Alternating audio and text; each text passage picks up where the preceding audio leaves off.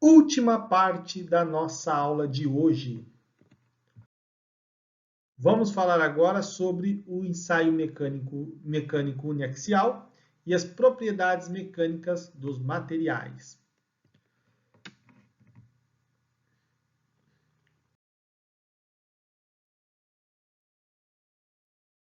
Bom, através do ensaio uniaxial, ou seja, aquele que está no eixo principal do corpo, aquele que desenvolve tensões normais, nós construímos um diagrama de tensão por deformação específica. Bom, quais são as propriedades que eu posso tirar desse material? Eu posso tirar os limites de resistência, eu posso determinar o módulo de elasticidade do material, eu posso definir o seu comportamento elástico, eu posso determinar as energias de tenacidade e resiliência, e eu também posso classificar o material em dúctil ou frágil. Então veja que o ensaio uniaxial ele é importante para o desenvolvimento de materiais porque eu consigo fazer praticamente todas as caracterizações mecânicas que um material necessita. Não se faz todas, mas uma grande parte dele se extrai desse tipo de ensaio. E como que ele funciona? Como que é feito? Né? Então, o que eu tenho? Eu tenho que ter uma máquina que eu aplico uma força no seu eixo principal. E essa máquina tem que me dar dois parâmetros. Um que é força e a outra que é a deformação do corpo. Tendo esses parâmetros, eu tirando os dados iniciais do corpo, eu consigo calcular todos os demais. Bom, nesse caso aí, que tipo de ensaio eu posso usar como uniaxial? Eu tenho os ensaios de tração, que são muito aplicados em materiais metálicos e materiais plásticos, como eu posso também ter ensaios de compressão, que é muito aplicado em materiais cerâmicos, principalmente os materiais feitos de concreto, porque o concreto, ele, que é o material que é a base da engenharia civil, ele é feito de um material cerâmico. Bom, eu vou deixar aqui um vídeo do professor Sérgio Schier, da Universidade Federal do Paraná, que gentilmente cedeu os direitos da aula dele para a gente poder ver, pelo menos por vídeo, como que funciona um ensaio de tração em material metálico. Tá? Então, mais uma vez, eu deixo aí agradecimento ao professor Sérgio, tá? Pela contribuição, em que vocês podem ver o que ocorre dentro de um laboratório.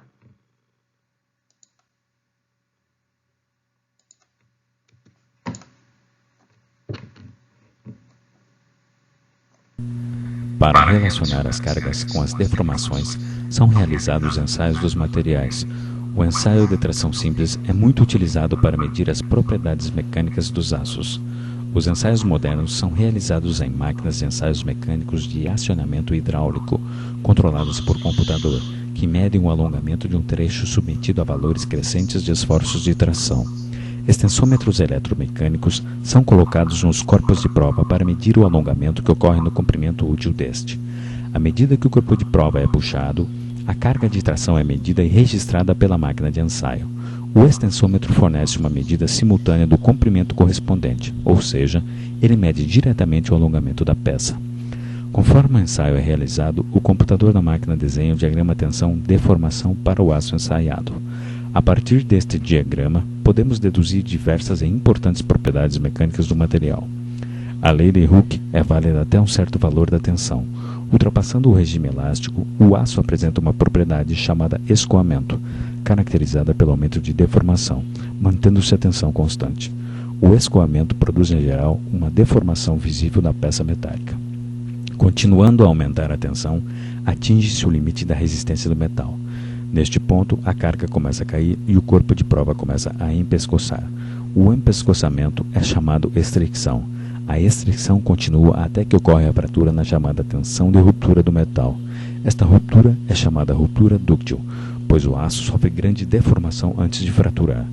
Materiais dúcteis permitem que grandes deformações locais ocorram próximo a concentrações de tensão, prevenindo desse modo que falhas repentinas e catastróficas ocorram.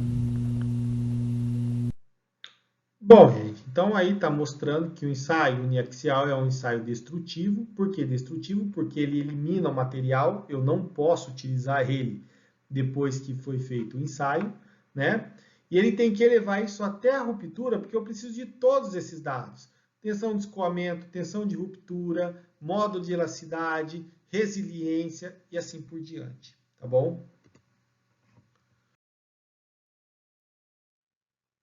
Bom, mas como é que a gente atua nisso daí? Se o meu ensaio vai me dar o que na máquina quando eu pegar os dados que me é fornecido da máquina? Vai vir um bloco de notas e esse bloco de notas vai vir com uma série de valores, né?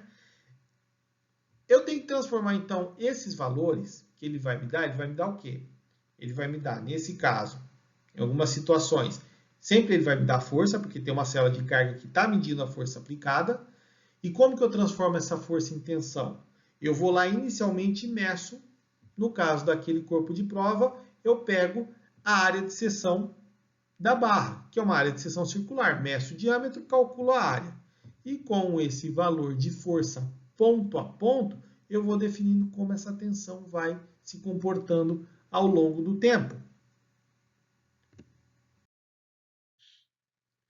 E no caso da deformação específica, tá? Se você tiver o extensômetro, ele vai te dar esse alongamento diretamente. Então, se eu meço a área útil, o comprimento útil do corpo, tá? Pela deformação que ele vai exercer pelo extensômetro, que ele vai me dar instante a instante de acordo com a força aplicada, eu consigo calcular a deformação específica. E como que eu vou calcular isso? Eu vou calcular através da equação de deformação específica, que é o comprimento que é dado, a deformação que é dada pelo deflectômetro, que já é o L menos L0, dividido por L0, que é o comprimento inicial. Tá? De certa maneira, às vezes eu posso chegar no laboratório e eu não vou ter esse deflectômetro que vai me dar esse alongamento. Né? E aí, eu perdi tudo, eu não consigo fazer o ensaio? Não é bem por aí. Há uma outra forma que a gente pode determinar de maneira mais próxima qual que é essa deformação específica. Bom, de certa maneira aí, eu vou colocar esses dados para vocês, tá? Que é uma tabela que mostra a força aplicada pelo tempo. Esse aqui é que nem eu falo, vamos transformar vocês em engenheiros raiz, né? O que é o engenheiro raiz? Pega qualquer parada e consegue resolver o negócio, né? Isso é que dá o bom engenheiro. Então, eu vou colocar aqui um exemplo em que nós temos um dado de maneira mais bruta possível, que é o que geralmente as máquinas passam, que é uma força em kgf, dificilmente vai vir em Newton, tá? E o tempo em que é obtido cada tempo dessa força, ou seja, a 0,3 segundos, onde foi obtido, 0,6 segundos e a força como foi aplicada. E o que eu tenho de dados que eu já tiro previamente da máquina? É o comprimento inicial, que eu medi no corpo, é a sua área, que nesse caso é uma área de seção retangular, e a velocidade, que é a taxa de compressão ou taxa de tração, tanto faz qual é o sentido entre eles. Tá? Bom, eu vou fazer o seguinte, eu vou continuar a aula aqui com vocês, tá? Mas depois eu vou colocar um vídeo numa tabela Excel explorando esses dados e mostrando como que a gente monta o gráfico de tensão por deformação específica utilizando esses dados aqui, tá bom? Então, quem quiser pode continuar a aula, se não, para aqui, vai lá e puxa o vídeo que vai mostrar como que a gente faz esse gráfico de tensão por deformação específica utilizando a base mínima de dados que possa ser fornecido a você em um ensaio. Bom, aqui nós temos os tipos de gráfico que nós temos, tá? Como que ele pode se comportar, né? Nesse caso aqui, se a minha curva de tensão por deformação específica tiver essa caracterização, ele é um material dúctil com patamar de escoamento. Por que patamar de escoamento? Porque essa região aqui, ó, é o escoamento do material, é a região de escoamento dele. Depois a gente vai ver cada fase dela, tá? Mas ele é visível no gráfico. Se eu tiver uma situação em que eu tenho a zona elástica e depois ele já cresce, não tem essa linearidade essa continuação na tensão, mesmo que a gente aumente a deformação específica, ele é considerado um material dúctil sem patamar de escoamento. Tá? Uma outra situação que eu posso me deparar é essa daqui, que eu tenho uma curva em que essa região elástica, que teoricamente era para ser direta, linear, ela não é uma reta com uma inclinação de grau 1. Ela é levemente parabólica. Então, a gente pode dizer também que é um gráfico de material não linear. E quando eu tenho essa situação aqui, em que o material com pouca deformação específica, ele se rompe. Então, ele é um material caracterizado como frágil, em que praticamente você só vai ver uma reta e ele já rompe. Tá? Bom, de certa maneira, só para vocês terem uma ideia do que é ductilidade. Ductilidade é o grau que um corpo se deforma até ele se romper. Tá? Então, em termos numéricos, se o corpo se deforma até se romper até 5%, tá? No seu comprimento inicial, ele é considerado material frágil. Ou seja, numa situação estrutural, ele vai se romper antes de eu ver qualquer tipo de deformação. Agora, se é acima de 5%, eu já posso considerar um material dúctil. Tá? Bom, ductilidade também não é resistência. Tá? Não é que o material ele é frágil, pela que a gente vê o nome frágil, pensa muito em vidro, né? O material é frágil, ele tem a baixa resistência. O material ferro, por exemplo, ele tem uma alta resistência, só que ele é frágil. Porque ele acaba se rompendo antes de ter a sua, como é que fala? A sua deformação. Tá, ok? Bom, se eu pegar um elástico e eu esticar ele até romper, eu posso chegar ele 20 vezes o comprimento inicial e ele vai se romper. Por quê? Porque ele é um elastômero. Ou seja, ele é muito mais dúctil do que um ferro. Só que eu consigo arrebentar o elástico na mão e o ferro eu não consigo quebrar ele, tá? Então não se esqueçam que ductilidade não está relacionada à resistência. Está relacionada apenas a seu grau de deformação.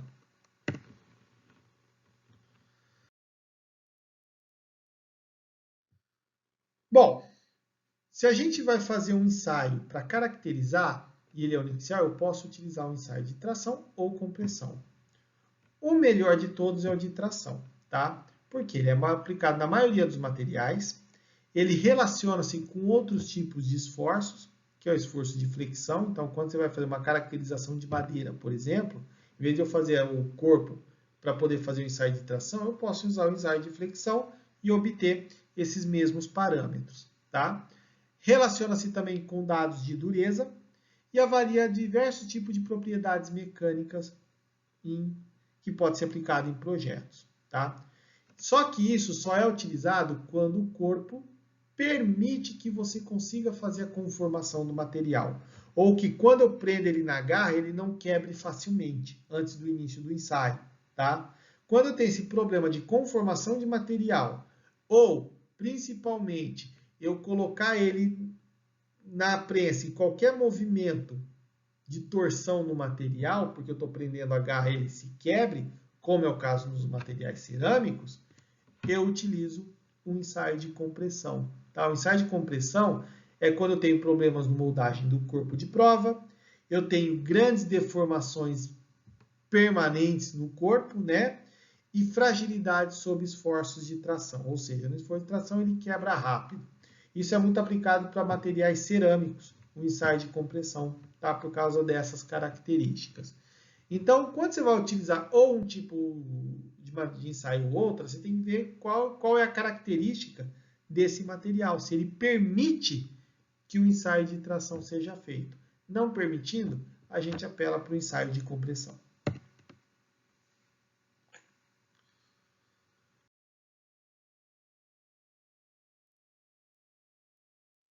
Bom, falando diretamente do diagrama de tensão por deformação específica, tá? Em termos de propriedades mecânicas, eu vou tirar as constantes elásticas, como eu venho falando, eu tiro a ductilidade, eu tiro a resiliência, tá?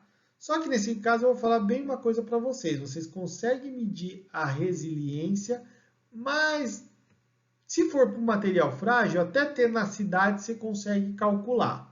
Só que para um material dúctil, Tenacidade, pela característica da curva, você não consegue calcular, vou ser bem direto. Você parte para o ensaio de impacto para poder medir isso. Tá? Por que isso? Porque para calcular a área de um material, da energia de ruptura de um material dúctil, é muito complicado. Tá? Você não vai conseguir um parâmetro tão fácil. Então, o ensaio mais fácil é o ensaio de impacto para poder obter isso, que utiliza de tensões cisalhantes para poder medir essa energia. Tá bom? Só que eu coloquei ali a tenacidade porque, teoricamente, é possível para materiais dúcteis, mas na prática você consegue obter em materiais frágeis. Limites de resistência. Tá? Quais são os limites de resistência que um diagrama de tensão e deformação específica pode me fornecer? Eu tenho limite de proporcionalidade, eu tenho limite de escoamento, eu tenho a tensão de resistência última e o limite de resistência à ruptura. Tá? Como que a gente vai obter todos esses valores apenas nesse gráfico? Vamos ver o slide seguinte e vocês vão entender. Bom, aí nós temos um gráfico de tensão por deformação específica, tensão por deformação específica de engenharia, tá? Que é esse daqui que está todo pintado. Eu não vou utilizar por enquanto essa linha aqui não, que eu só vou comentar ela lá em ciência dos materiais. Por enquanto vamos ficar com esse daqui, tá? Esse aqui é um gráfico típico, tá? De um material dúctil com patamar de escoamento, tá? O que eu tenho de região? Tá? Às vezes um é mais comprimido que o outro, mas todas essas características existem em qualquer tipo de material. Dúctil, frágil, seja ele, metálico, cerâmico, biológico e assim por diante. Tá? Eu vou ter essas regiões mais determináveis do que outras. Tá? Algumas outras se escondem ali, não dá muito para determinar não, mas ela, de certa maneira, por menor que seja, ela existe. Tá? Então, eu tenho aqui um gráfico de tensão por deformação específica. Analisando esse gráfico, eu consigo, por deformação específica, separar esse gráfico em 4 áreas. A primeira região é a região elástica. É aquela em que o material não se rompe se eu fizer o esforço mecânico dele. Ele vai, se deforma e volta para o ponto inicial. Tá? Ele fica com a sua integridade material. Nisso daqui, em termos de tensão, eu vou ter, nessa região, 2 tensões. A tensão de proporcionalidade e a tensão de escoamento. A tensão de proporcionalidade é aquela tensão na região elástica em que essa curva ela é uma reta, em que a tensão e deformação específica são diretamente proporcionais. Então, essa inclinação desse gráfico aqui é o meu módulo de elasticidade. Então, se eu pegar essa região e fazer a relação entre tensão por deformação específica, eu vou calcular basicamente a minha constante elástica, que é o módulo de elasticidade. Tá? Essa é a primeira. Depois a gente vai aprender futuramente que tem mais outras 3, mas não é obtida diretamente nesse gráfico. Tá? O próximo ponto aqui é o limite de escoamento. Tá? Que é o que é essa tensão de escoamento? É a tensão onde eu começo a fazer o movimento do corpo ter o primeiro ponto de ruptura. Tá? Ou seja, eu consigo deformar, só que aqui eu tenho deformação permanente e tenho deformação elástica. Então, nessa região aqui, o corpo vai, ele se alonga, só que a hora que eu soltar uma parte volta e a outra não volta. Por quê? Porque eu já provoquei rupturas internas nele. Tá? Aí a gente já está trabalhando com lei de Hooke, uma coisa que a gente vai comentar mais para frente em relação a esse conceito. Tá? Bom, então eu tenho aqui, a partir desse momento que eu não tenho mais comportamento elástico, eu tenho essa região de comportamento plástico que é dividida em outras 3 partes. Essa região que é escoamento, que eu não consigo ver nenhuma diminuição da área de seção. Aí, eu continuando a aplicar tensão, ele para de ser constante e volta a aumentar, que é a região de endurecimento por deformação. Quando ele chega nesse ponto aqui, o que acontece? Minha área de seção começa a diminuir. Quando ela diminui, o que acontece? Ela, pelos cálculos da área inicial, ela vai diminuir até a hora que ela se rompe. Tá? De fato, na verdade, ela não se diminui, porque a força crescente ela aumenta, mas ela tem esse aumento aqui. Como eu não consigo calcular a área momento a momento, eu estou calculando em relação à área inicial, ele vai ter essa queda, tá? Essa região aqui é conhecida como zona de estricção, tá bom? Bom, esses pontos aqui em termos de comportamento só vai me dar uma informação, isso daqui, a porcentagem de deformação específica. Se ele for até 5%, essa deformação é onde ele chega a essa tensão de ruptura, o meu material é caracterizado como frágil. Se ele passou de 5%, ele é caracterizado como material dúctil, tá bom? Bom, se eu continuar aqui no nosso corpo, tá? Ele vai fazer o quê? Ele faz esse ponto aqui e desce. Então, esse ponto onde ele faz essa curva e começa a decrescer, eu considero como meu limite de tensão máxima, ou tensão de resistência, ou módulo de resistência à tração. É o máximo em que ele vai aguentar até se romper, tá bom?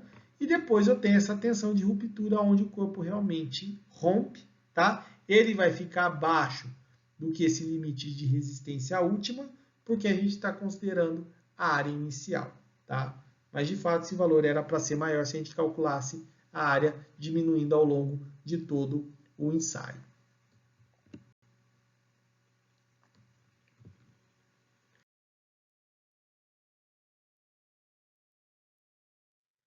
Bom, turma, então, finalizo a aula de hoje com vocês, tá bom? Recomendo de literatura os capítulos 1.6 e 2.3 do Beer, 1.5, 3.1 e 3.2 do Hibbeler, para vocês entenderem o que foi explicado na aula de hoje, tá bom? Bom, do mais, gente, agradeço a atenção dispensada por vocês, desejo uma boa semana de estudos e nos vemos na próxima aula.